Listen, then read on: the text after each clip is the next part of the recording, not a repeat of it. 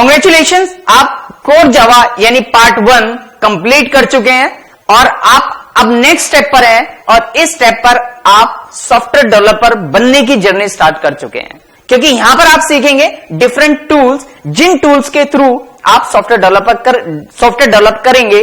साथ में आप देखेंगे कि कैसे हम ग्राफिकल यूजर इंटरफेस दे सकते हैं जिससे यूजर इंटरेक्ट कर पाए। ये सारी चीज यहां पर हम स्टडी करेंगे, राइट।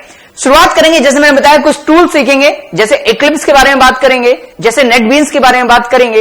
ये एक्लिप्स और नेटबीन्स क्या है? बेसिकली ये है आईडीई मतलब इंटीग्रेटेड डेवलपमेंट एनवायरनमेंट, जो आपके काम को बहुत आसान बना देते हैं।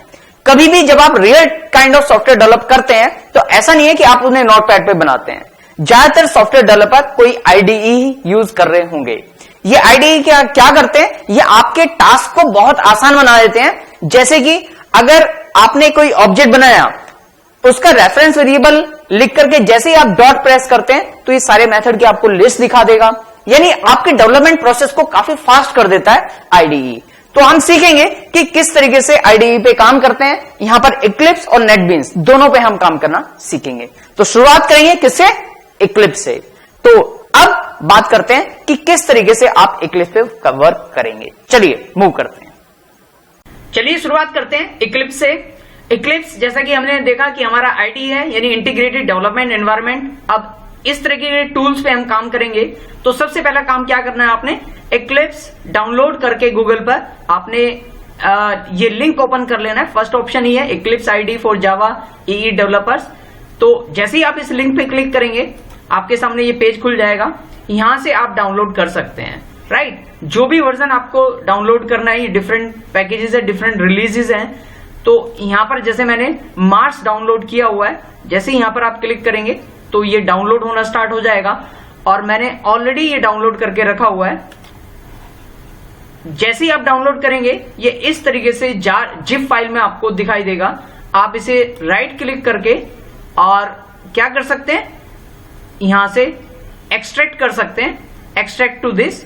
और जब आप एक्सट्रैक्ट कर लेंगे तो आपके सामने इस तरीके से जहां पर भी आपने एक्सट्रैक्ट किया होगा इस फोल्डर में ये पूरे डाउनलोड हो जाएगा, एक्सट्रैक्ट हो जाएगा। एक्सट्रैक्ट होने के बाद ये वाली जो फाइल है eclipse.exe, आपने इसके ऊपर डबल क्लिक करना है। आप चाहें तो राइट क्लिक करके इसका शॉर्टकट भी बना सकते हैं डेस्कटॉप पर, बट अभी मैं यहीं से रन करूंगा। जैसे ही आप इस पे डबल क्लिक करेंगे ये आपसे पूछेगा कि वर्क स्पेस क्या रखना है आपने। वर्क स्पेस यानी जहां पर आप अपने सारे प्रोजेक्ट्स बनाने वाले हैं, राइट। तो मैंने यहां पर इसका नाम रख दिया, क्या नाम रखें? इसका नाम रख दिया मैंने GUI। क्या रख दिया? मैंने इसका नाम रखा GUI टेस्ट। GUI टेस्ट नाम से मैंने ये वर्क स्पेस बनाया। वर्क स्पेस मतलब जहां पर आप बाकी सारे प्रोजेक्ट्स बनाने वाले हैं। लिखने के बाद ओके प्रेस करें।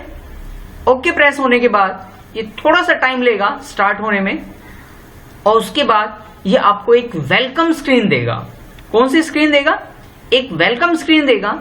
उस वेलकम स्क्रीन को आप क्लोज कर देंगे। थोड़ा सा टाइम लेगा ये स्टार्ट होने में, वेट करते हैं।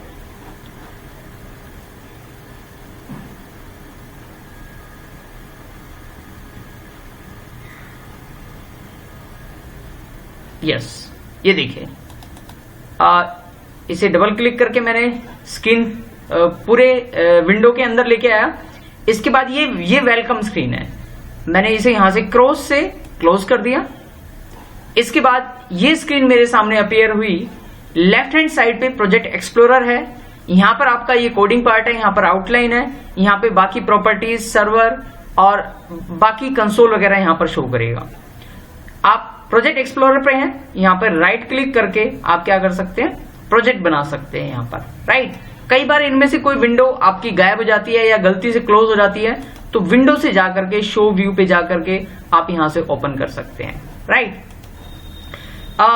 चलिए प्रोजेक्ट एक्सप्लोरर की बात करते हैं। जैसे मुझे एक नया प्रोजेक्ट बनाना है, नया काम स्टार्ट करना है, तो मैं यहीं पे राइट क्लिक, न्यू और प्रोजेक्ट पे क्लिक करूंगा। क्या करूंगा? ये जो लेफ्ट हैंड साइड पे जो एरिया है, यहीं पे right click, then new, then project. जैसे ही प्रोजेक्ट पे क्लिक करोगे एक विंडो आपके सामने अपीयर होगी इस तरीके से। यहां पर हमें कौन सा प्रोजेक्ट बनाना है? हमें बनाना है जावा प्रोजेक्ट। तो जावा प्रोजेक्ट को सिलेक्ट कर लो यहां से और उसके बाद यस, नेक्स्ट पे क्लिक करेंगे। ये स्क्रीन आएगी। यहां पर प्रोजेक्ट का नाम आपने देना है। प्रोजेक्ट का नाम बताइए क्या दें। यहां पे मैंने प्रोजेक्ट का नाम दे दिया टेस्ट, और उसके बाद क्या करें, इसे कर देते हैं फिनिश। फिनिश करेंगे और ये आपको मैसेज देगा, do you want to open this perspective now. Yes कर दो। जो भी रिक्वायर्ड कॉन्फ़िगरेशन होगी उस तरीके से इक्लिप्स को कॉन्फ़िगर करके ये आपके सामने प्रेजेंट कर देगा।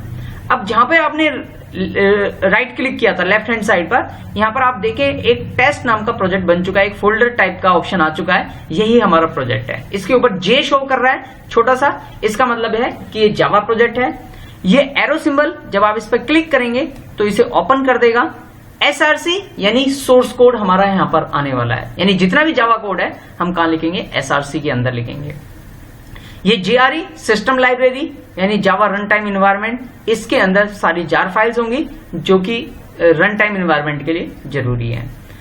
और कैसे हम क्लास बना सकते हैं वो देख लेते हैं। प्रोजेक्ट कैसे बनाया, right click and new and Java project. Project पे क्लिक करके जावा प्रोजेक्ट। यहां पर अब क्लास बनानी है। क्लास कहां बनेगी, सोर्स कोड के अंदर बनेगी। तो सोर्स के ऊपर right click, new and class. क्या किया मैंने, SRC पर right click, new and class. जब आप क्लास पे क्लिक करेंगे एक डायलॉग बॉक्स अपीयर हुआ। अब यहां पर पैकेज का नाम बाय डिफॉल्ट टेस्ट दे रखा है, आप चाहें तो चेंज भी कर सकते हैं। जैसे मैं चेंज कर देता हूं org.mz। नाउ ऑनवर्ड्स आप ये ध्यान रखेंगे कि जितनी भी क्लासेस हैं हम किसी पैकेज या सब पैकेजेस के अंदर बनाएंगे, क्योंकि अब हम सॉफ्टवेयर डेवलपमेंट मोड पर जा चुके हैं जहां पर आप मॉड्यूल्स एंड सब मॉड्यूल्स में पूरे प्रोजेक्ट को डिवाइड करेंगे।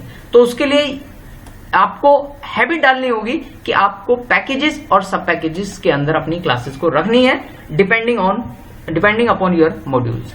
इस क्लास का नाम देते हैं टेस्ट क्लास और इसे कर देते हैं फिनिश।